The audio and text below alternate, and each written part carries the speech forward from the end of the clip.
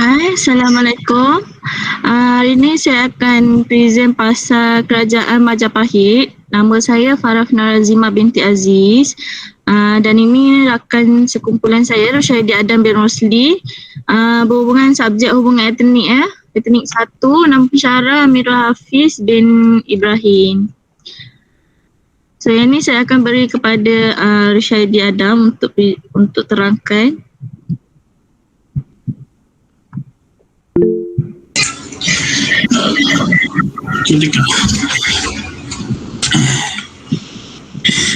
Saya akan menerangkan pengenalan tentang Kerajaan Majapahit. Masa jaya Kerajaan Majapahit sekaligus menjadi penanda berakhirnya kerajaan bercorak Hindu, agama Hindu dan Buddha yang berkuasa di Nusantara.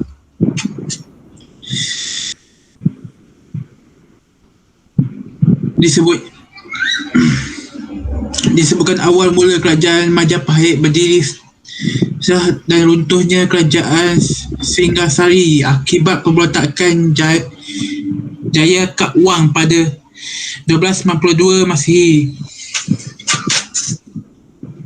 Saudara Kartanegara iaitu Raja Singgorasi yang kalah oleh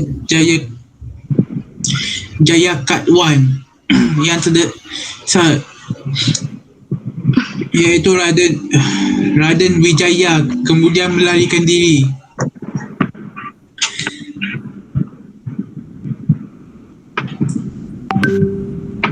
Dalam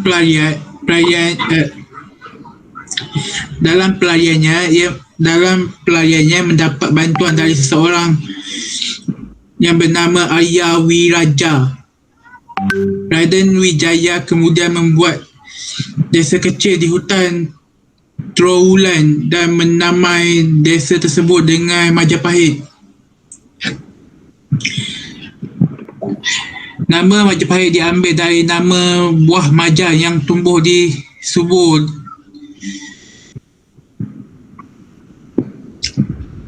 di hutan itu, namun memiliki rasa yang pahit merujuk ceritanya.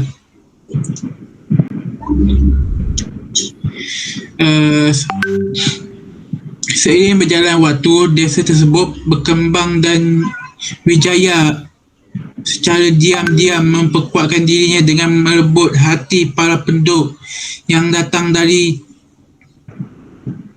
Tumapel dan Daha. Niat balas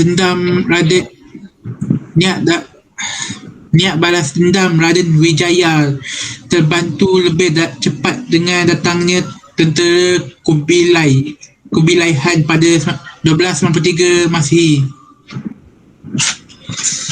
Setelah berhasil mengalahkan Jaya Kak Wang, Raden Wijaya menyerang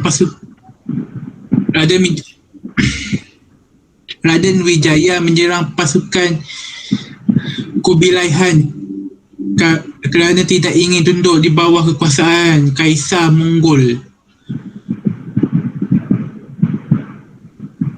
Penabatannya sebagai raja pada tanggal 15 bulan ketika tahun 1215 Masihi atau dikenali 10 November 1293 merupakan awal bakal lahirnya Kerajaan Majapahit. Sebagai seorang raja, Raden Wijaya memiliki gelaran Ketarajasa Jayawardana. Nama Rajasa disematkan Raden Wijaya untuk menghormati pamannya, sang pendiri kerajaan Singasari, sekaligus menghormati para luluhnya di Singasari. Ini masa jaya Kerajaan Majapahit.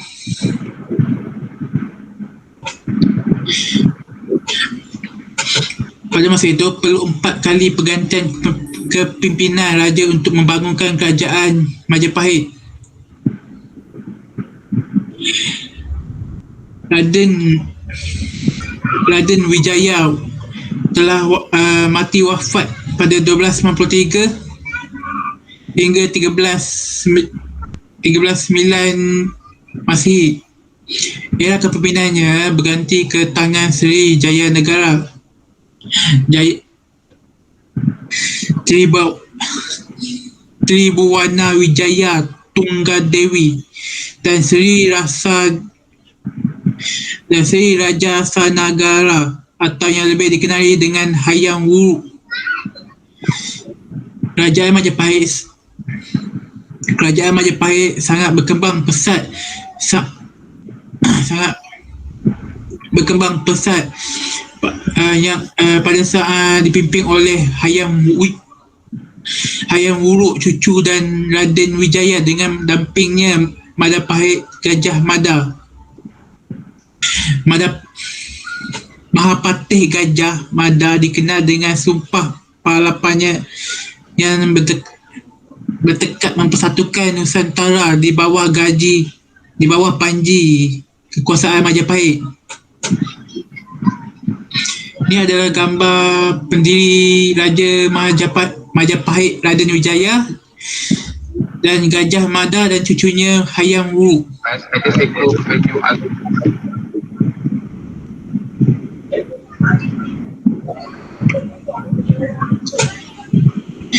Pusat kerajaan Majapahit.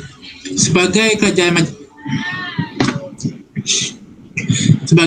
besar di masa itu, Majapahit tercatat pernah mengalami kepindahan pusat pemerintahan sebanyak 3 kali ketika pusat pemerintahan tersebut masih dalam area wilayah Jawa Timur. Pusat pemerintahan atau ibu kota pertama kerajaan Majapahit berada di kota Mojokerto. Waktu itu, ibu kota dipimpin oleh raja pertama iaitu Kertarajasa Jayawardhana atau Raden Wijaya. Disebutkan letak pusat pemerintahan terletak di tepi sungai Berantas.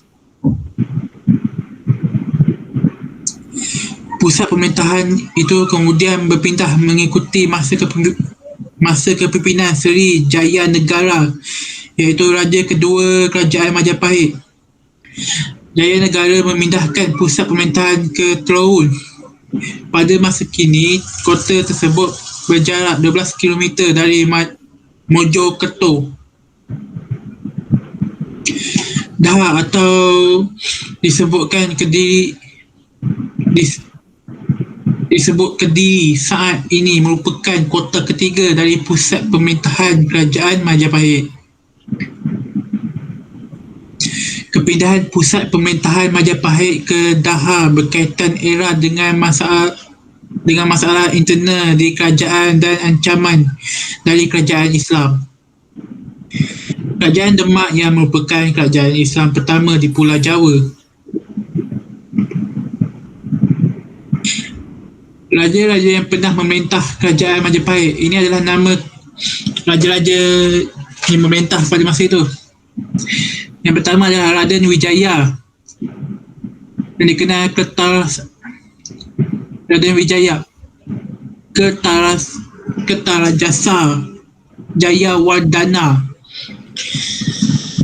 Tarikh berkuasa adalah 1293 hingga ke 1309 Masihi. Yang kedua ialah Kala Gamek Sri Kalagamek iaitu Sri Jaya Negara. Tarikh berkuasa adalah 1309 hingga ke 1328 Masihi. Ketiga ialah Sri Gitalja iaitu Tribuwana Wijaya Tunggadewi. Tarikh berkuasanya ialah 1328 hingga ke 1350 Masihi. Keempat ialah Hayam Wuruk iaitu Sri Raja Sanagara. Tarikh berkuasanya adalah pada 1350 hingga ke 1389 Masih kelima ialah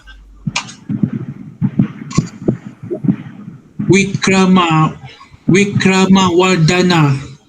Tarikh berkuasanya adalah 1389 hingga ke 1429 Masihi.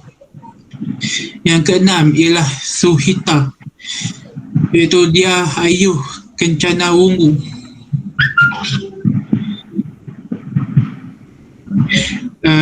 Tarikh berkuasa adalah pada 1429 hingga ke 1447 Masihi. Yang selebihnya saya lepaskan kepada Farah.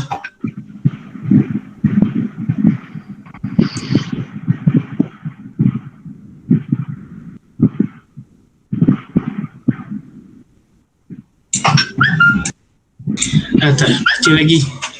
Apa ya? Yang ketujuh ialah Kertawajya, yang dikenali Brawijaya. Yang pertama, berkuasa daripada 1427 hingga ke 1451 Masihi. Ke-8, Raja Sawardhana, iaitu Brawijaya.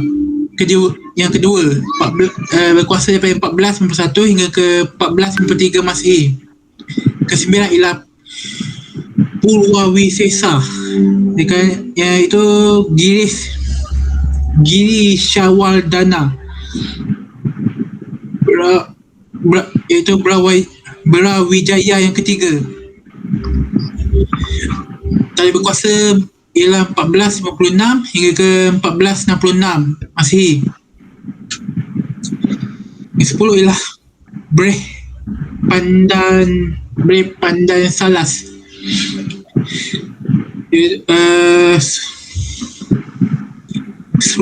Surah Prabawa, iaitu Brawijaya yang keempat.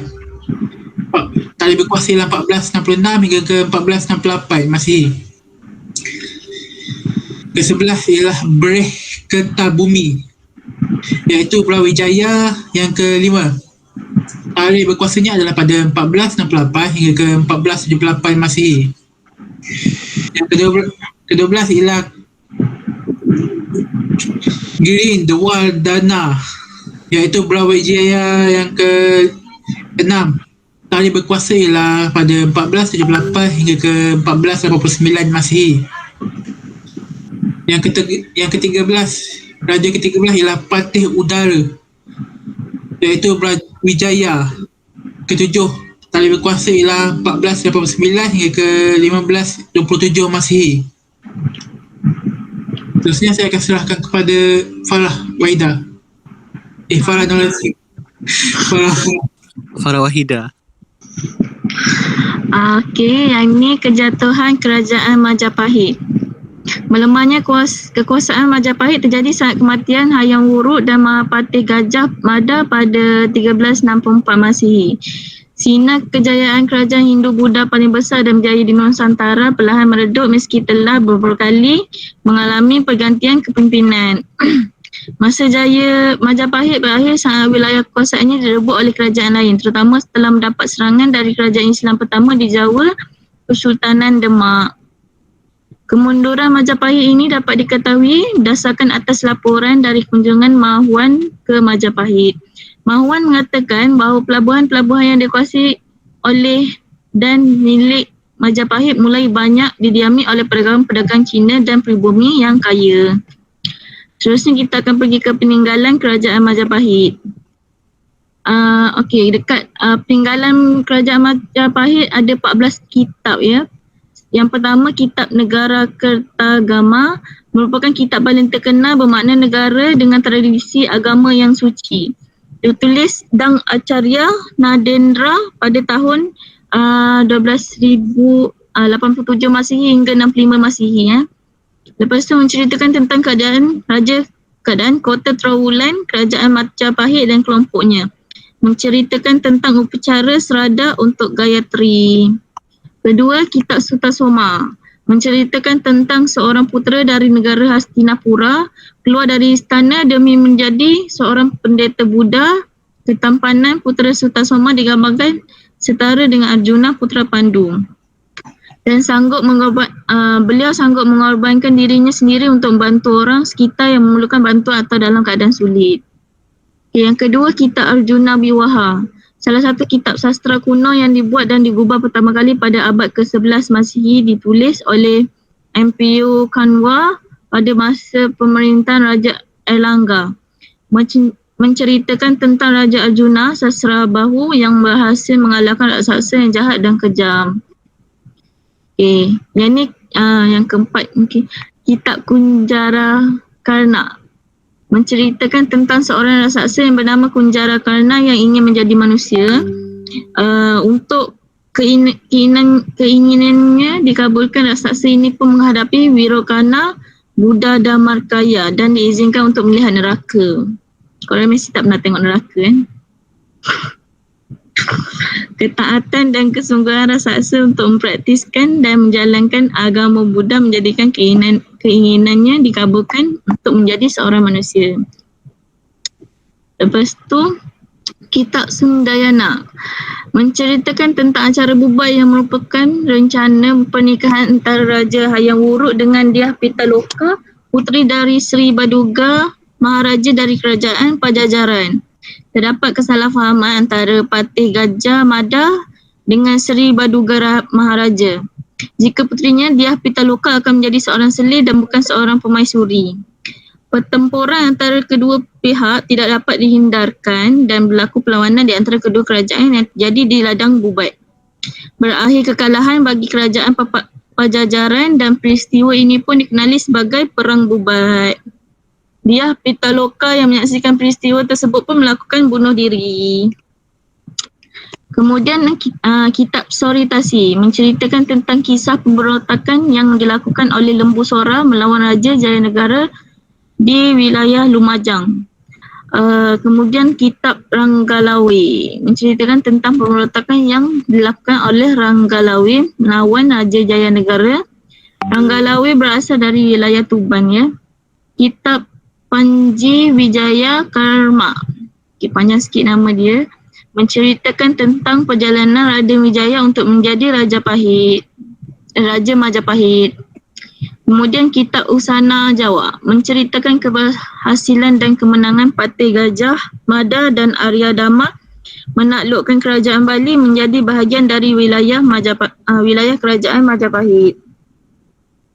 Lepas tu kitab Penggelaran Tantu menceritakan keberhasilan dan menceritakan tentang pemindahan Gunung Mahemaru oleh Dewa Brahma, Dewa Siswa dan Dewa Wisnu. Runtuhnya Gunung Mahameru di sepanjang Pulau Jawa yang kemudian berubah menjadi gunung di Jawa.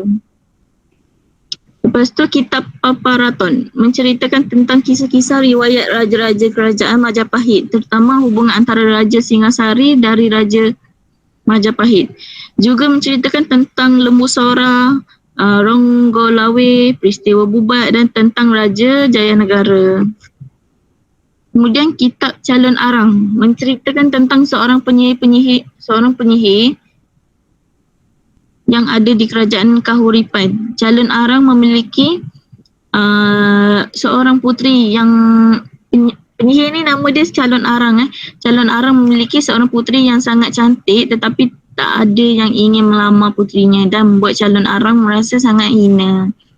Calon Arang pun menyebarkan penyakit ke seluruh negeri dan menyebabkan Raja Airlangga marah dan memerintahkan agar Empu Barada membunuh Calon Arang. Akan tetapi Calon Arang pun dibunuh oleh Empu Barada. Seterusnya kitab Usana Bali menceritakan tentang kekacauan di Bali akibat keganasan Maya dan Awa. Lepas tu kitab Sorandakan menceritakan tentang tuntutan mati kepada Lembu Sora atas pemberontakannya terhadap Raja Jayanegara di wilayah Lumajang. Tuntutan hukuman mati yang diberikan kepada Lembu Sora diambil berdasarkan kitab Undang-Undang Kutara Manawa. Hukuman diberi kerana membunuh Mahisa Anabrang dalam masa pemberontakan Ronggalawe. Karya sastra yang paling terkenal pada zaman Majapahit adalah kitab Negara Kertagama. Kitab ini ditulis oleh Empu Prapanca pada tahun 1365 Masihi. Kitab lain yang penting adalah Sutasoma. Kitab ini disusun oleh Empu Tan Tular. Kitab Sutasoma memuat kata-kata yang sekarang menjadi semboyan negara Indonesia, iaitu Bhinneka Tunggal Ika. Okey, ini kitab-kitab dia lah. Kitab dia orang pelik sikit. Macam tu kan. Sambung-sambung. Okey, di samping itu, Empu Tan Tular juga menulis kitab Arjuna Wiwaha. Bidang seni bangunan juga berkembang. Banyak bangunan candi telah dibuat. Misalnya Candi Penataran dan Sawenta di daerah Blitar, Candi Tigawangi dan Surawana di dekat Parai, Kediri, serta Candi Tikus di Trawulan. Okey, kita akan pergi ke peninggalan sejarah candi, pasal candi pula ya. Candi Ceto berada di Dusun Ceto, Kencana Jenawi, Kabupaten Karangaya, Jawa Tengah. Menurut perkiraan, candi satu ini dibangun sekitar abad 15 Masihi, iaitu pada akhir keruntuhan dari Kerajaan Majapahit. Selain Candi Ceto, beberapa candi peninggalan kerajaan ini iaitu Candi Pari, Jabung, Berahu, Tikus dan Suku. Okay, yang ni Candi Ceto tadi. Candi Ceto Ceto kan. Candi Sanggar merupakan satu-satunya candi yang ditemukan di lereng Gunung Bromo. Konon kabarnya candi ini dibangun oleh orang-orang Majapahit. Mereka membangun candi ini untuk bersemadi sebelum mereka menuju Tengger guna melakukan sesuatu upacara yang secara rutin mereka lakukan. Okey, ini Candi Sanggar, macam tempat pemandian ya. Okey, seterusnya Candi Ringin Lawang atau Gapura Ringin Lawang terletak di Desa Jatipasar, Trawulan, Mojokerto. Gapura setinggi 15.5 meter ini diduga sebagai pintu gerbang ke kediaman Mahapatih Gajah Mada. Candi Tikus terletak di Desa Bejijong, Trawulan, Mojokerto. Bangunannya berbentuk seperti pertitaan sehingga banyak yang menduga bahawa dulunya adalah tempat pemandian bagi keluarga kerajaan. Ya, yang ni sebelah ni Candi Tikus. Yang ni. Yang ni. Sebelah kanan ni Candi Tikus. Besar kan? Okay, seterusnya Candi Bajang. Ratu Candi Bajang, Ratu atau Gapura Bajang Ratu adalah gapura terbesar Kerajaan Majapahit yang terletak di Desa Temuan, Trawulan, Mojokerto. Dari Kitab Negara Kertagama diketahui bahawa gapura ini berfungsi sebagai pintu masuk ke bangunan suci.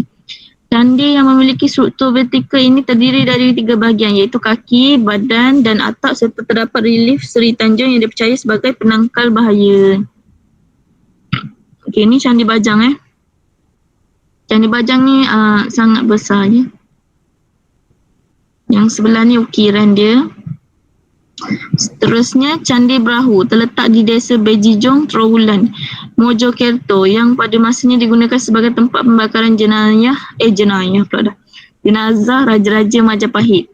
Nama Berahu diperkirakan berasal dari kata Wanaru atau Warahu yang didapatkan dari sebutan bangunan suci. Kemudian Candi Pari adalah bangunan yang dibangun di Desa Candi Pari Porong, Sidoarjo pada masa pemerintahan Hayam Wuruk. Bangunannya disusun dari bata-bata segi empat yang menyerupai pura di Bali. Pura ni tempat ibadah orang dekat Bali. Okey, yang ni Candi Berahu, sebelah kanan ni yang ni Candi Puri. Yang ni pura dekat Bali. Bentuk pura di Bali.